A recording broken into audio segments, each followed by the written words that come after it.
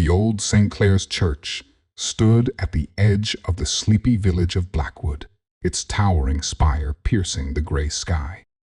It was a place of peace, a sanctuary for the weary souls of the villagers. But on that cold December morning, the church was anything but peaceful. The body of Mr. Harold Whittaker, the church's wealthy benefactor, lay lifeless in the front pew, his face frozen in an expression of shock. Detective Inspector Arthur Grayson, a tall man with sharp eyes and a calm demeanor, arrived at the scene shortly after the local constable. The villagers whispered among themselves, their faces pale with fear.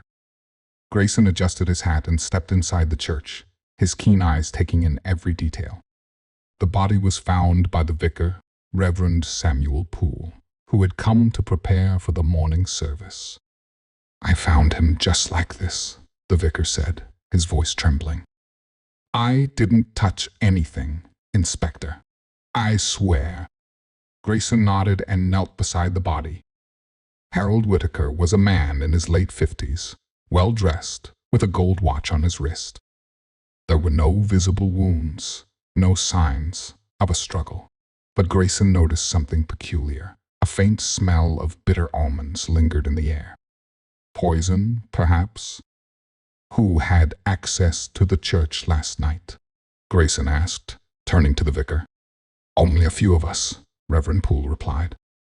"Myself, the caretaker, Mr. Briggs, and Miss Eleanor Whittaker, Harold's niece.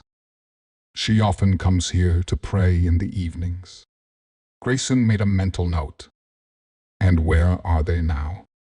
"Mr. Briggs is in the rectory, and Miss Whittaker. I believe she's at home. She was quite distraught when I informed her of her uncle's death." The detective decided to speak with the caretaker first.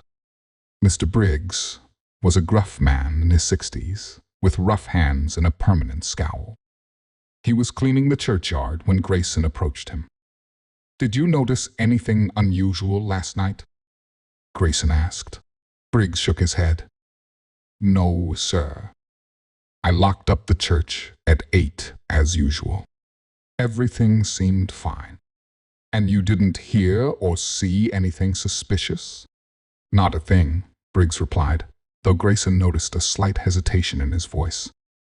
Next, Grayson visited the Whittaker estate, a grand manor on the outskirts of the village. Miss Eleanor Whittaker greeted him at the door. She was a young woman in her early 20s, with striking blue eyes and an air of quiet elegance.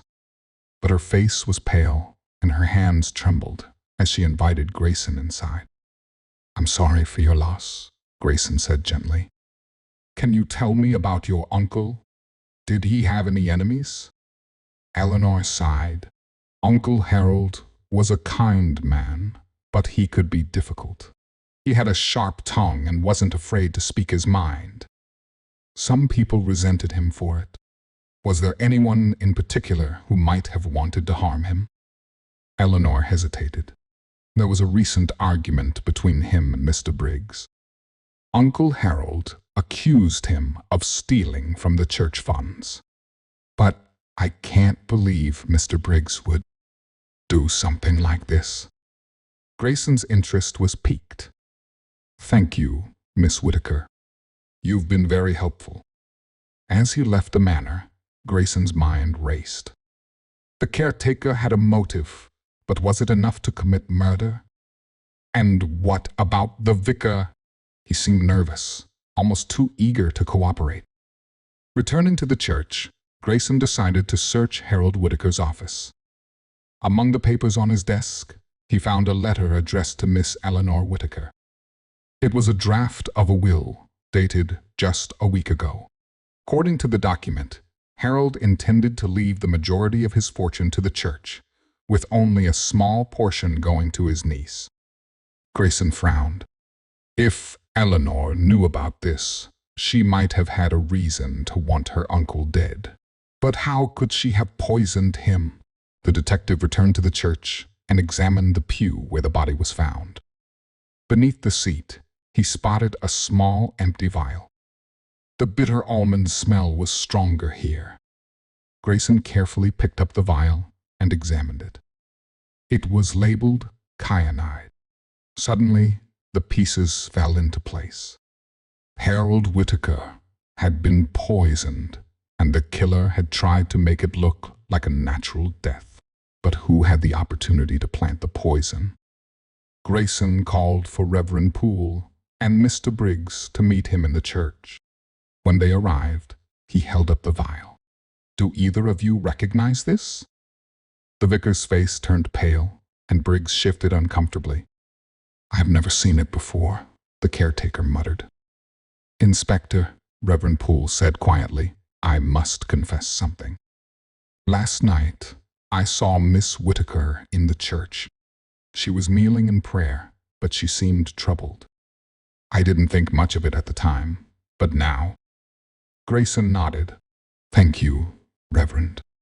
With this new information, Grayson returned to the Whitaker estate.